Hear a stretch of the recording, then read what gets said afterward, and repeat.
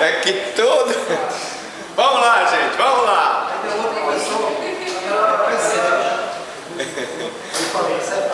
Vamos falar sobre princípios do direito penal, parte 3. Parte 3. Então vamos lá. Bom, vamos falar do princípio da adequação social, né? Adequação social significa que, apesar de uma conduta se subsumir ao modelo legal, ou seja, apesar de uma conduta praticada por uma pessoa se enquadrar em um tipo penal, tá? Não será considerada atípica se estiver de acordo com a ordem social da vida historicamente condicionada. Para que serve o professor? Para explicar para o aluno. Vocês vão ver que nessa aula nós vamos ter vários conceitos no slide que o aluno não vai saber entender perfeitamente do que se trata. Daí porque nós vamos começar a explicar muito com um exemplo. Bom, eu quero dar um exemplo para vocês aqui da nossa querida sedução. Quando eu iniciei como promotor de justiça, a sedução ainda existia, era crime. E alguns juízes já não queriam mais punir o sedutor. Se a pessoa, o homem que seduzia a mulher virgem, aproveitando-se de sua inexperiência e justificava a confiança, ele então se via livre, porque já tinham até decisões dos tribunais superiores isentando ele dessa punição. Bom, moral da história: eu tinha uma conduta que teoricamente era típica, mas a sociedade tinha evoluído de tal forma que não se admitia mais punir o sedutor de uma mulher virgem. Então, por isso é que nós então passamos a não puni-la.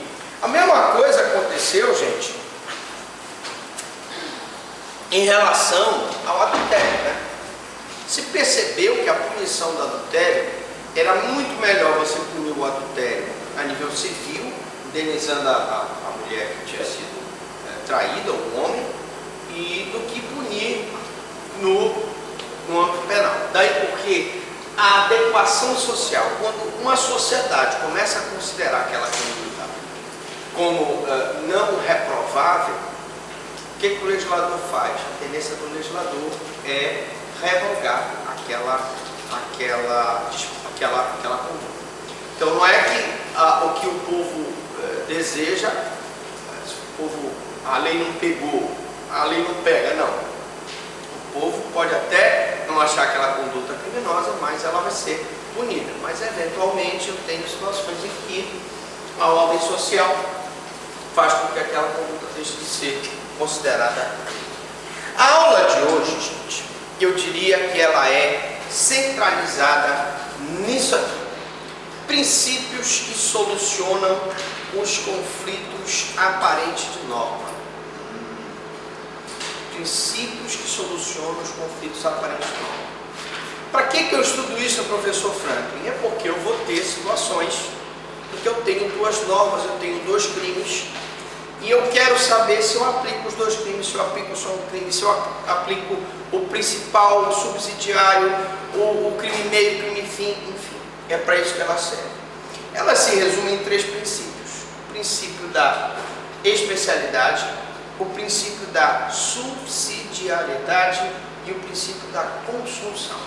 Então nós vamos falar hoje é uma aula muito importante, porque nós vamos falar desses princípios aqui: especialidade, subsidiariedade e consunção. Começando com a especialidade, né? Consiste na derrogação da lei geral pela lei especial. Nós já vimos que, em linhas gerais, nós temos o Código Penal, que é a lei geral, e nós temos a lei especial, que são as leis extravagantes. Mas aqui eu estou falando de dispositivos penais gerais, como, por exemplo, a norma especial, quando acrescenta a norma geral, um ou vários requisitos. Então eu poderia dar um exemplo de norma geral: o homicídio. Porque eu tenho, na verdade, várias formas de eliminar a vida humana, tá? Agora, olha o nosso exemplo aqui. O exemplo 1, o infanticídio, por exemplo, é uma norma especial com relação ao homicídio. Sem interrogação. Oi? Uma frase aí, é uma frase da substituição. Não, deixa eu explicar aqui. Nós temos a norma geral, que é o homicídio. O homicídio diz, é o artigo 121, que diz matar alguém.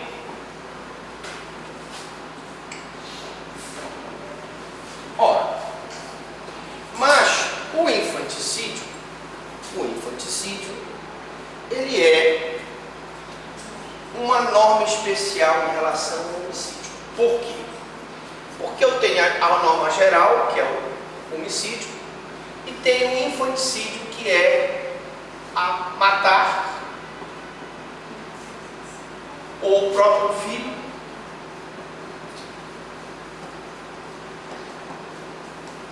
durante o parto.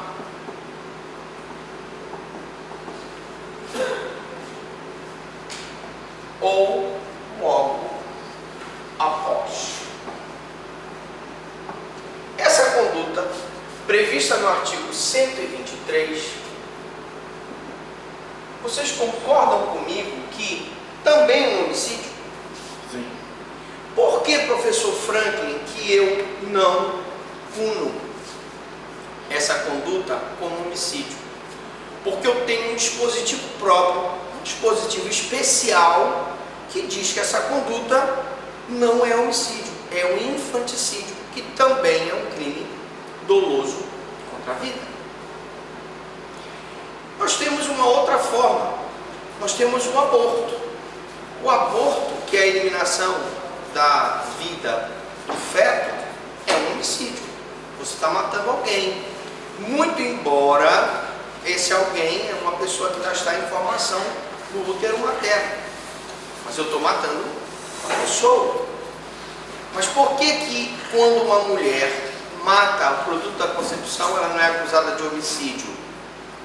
Porque eu tenho uma figura própria, chamada aborto, para tipificar a conduta da mulher que mata o produto da concepção. Mulher ou o homem, que pode ser o médico, né? Pode ser um terceiro, certo? Então vocês estão entendendo? A norma especial derroga a norma geral. Se eu tenho uma norma especial dizendo que a mulher em estado puerperal matando o próprio filho não responde por homicídio e sim por infanticídio, eu tenho que enquadrá-la na norma especial.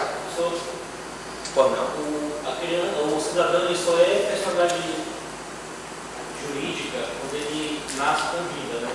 Sim, mas Como o aborto é considerado um homicídio? Não, veja bem, eu estou dizendo que se o conceito do homicídio, que é a norma geral, é matar alguém, o aborto é uma espécie de homicídio. Você está matando um ser que tem vida. Não parte do pressuposto que isso é horrível. Aí eu não vou entrar no mérito de que ele só, para o conceito civil, não se aplica ao direito penal. Porque se eu fosse considerar que eu só dou o direito para que ele nascituro quando ele nascer com vida, se antes dele nascer com vida ele é eliminado a vida dele, dentro do útero materno. Então o conceito penal é diferente do conceito civil. O direito penal protege bens jurídicos. E ao proteger bens jurídicos, ele também protege o nascituro. Então, uma vez que, além dos elementos deste, exige que a autora seja mãe, então eu tenho um sujeito ativo próprio, porque a lei exige uma qualificação especial, esteja sob a influência do estado puerperal. O que é estado puerperal, professor Franklin? Estado puerperal é o conjunto de perturbações físicas, psíquicas, emocionais que a mulher sofre por ocasião do parto, durante o parto ou logo após o parto, tá? O exemplo do infanticídio, que seria um homicídio especial. O exemplo do aborto, que seria uma espécie de eliminação da vida de uma pessoa. Diga lá. Tem um determinado, qual é o prazo de tempo para acontecer o infanticídio? Bom, a expressão durante o parto ou logo após, pressupõe-se logo após que seja depois do parto. Se passarem muitas horas depois do parto, ele não vai considerar mais logo após o parto, tá? Mas maiores detalhes vocês encontrarão na aula de infanticídio, tá? Brevemente à disposição de vocês. O peculato é nome especial em relação à apropriação indébita. Primeiro, o que é peculato, professor Frank? Peculato, vocês querem que eu fique aqui para não atrapalhar aqui? Não está dando para ver? Tranquilo? O peculato, gente, é aquela conduta do funcionário público que se apropria de um bem da repartição pública. Então, um funcionário público do TRE vai na repartição e se apropria de um computador, né? Na hora em que ele se apropria desse computador e leva para a casa dele, se a senhora desse computador começa a usar o computador como seu, ele pratica um crime de peculato. Mas, professor Franklin, por que não é apropriação indébita? Porque a apropriação indébita, que é uma conduta parecida, você leva, por exemplo, um som da tua propriedade para um concerto, chega lá, a pessoa recebe esse som, e o cara, em vez de devolver o som consertado, se apropria daquele teu som. Aí é uma apropriação indébita. Qual a diferença da apropriação indébita para o peculato? O peculato é bem público. É que o peculato tem um bem que é público, o agente do peculato, sujeito ativo, é um funcionário público, a lei exige qualificação especial. E aqui na apropriação indébita é um bem particular, tá? Qualquer pessoa pode praticar o peculato, não se exige uma qualificação especial.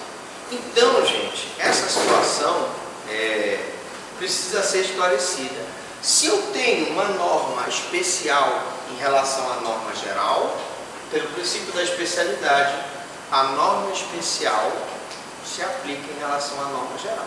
Então, numa situação dessa, você não vai tipificar na apropriação indébita, você vai tipificar no peculato. Tá bom? Não.